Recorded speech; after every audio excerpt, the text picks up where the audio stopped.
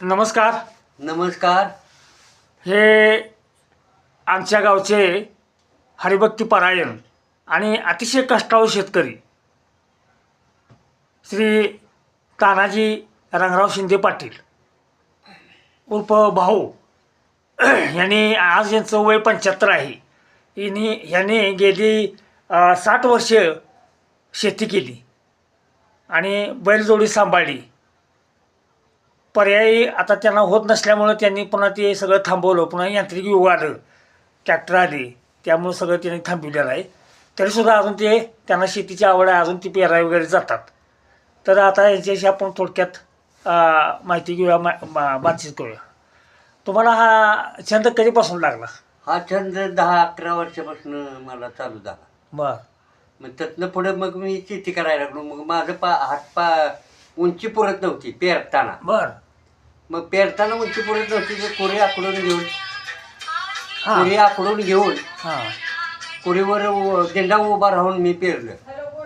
काय मी पेरलं. मग त्यातनं चालूच झाली माझी शेती करायची. अच्छा. हां, म्हणजे अगदी लहानपणापासून तुम्हाला तिची आवडच होती. त्यानंतर पुन्हा तुम्ही ती घरचीच बैल होती का? घरची बैल, घरच्या गायी पाळलेल्या, त्या गायीची खोंड तयार करायची आणि तिची बैल तयार करून शेती करत होतो. म्हणजे हे आता म्हणजे कसं शेती म्हणजे शेती मातीमध्ये काम करत असताना शेतमाळा फुलवत ह्या शेतमाळा फुलवत ती कष्टाची जी सवय लागली ती आता कुठल्या बी शेतकऱ्याला शेतामध्ये कष्टाशिवाय पर्याय नाही आणि शेतकऱ्याला बैलाशिवाय पर्याय नाही. तरी सुद्धा आता जे हे बेंदूर वगैरे आता परवा झाला, बेंद्राबद्दल तुम्हाला किती बैल आता गावात आपल्या? किती 2-4-5 बैल आहेत ती नुसती गावात.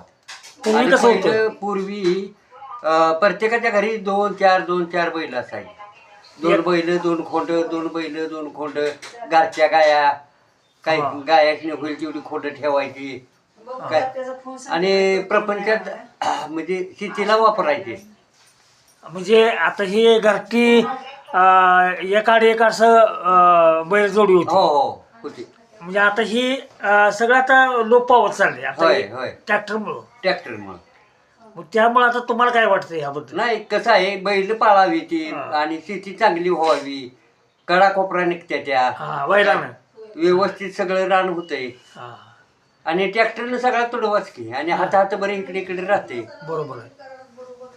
मग आता त्याबद्दल मला आता पुढच्या आता परवा बेंद्राचा सण गेला.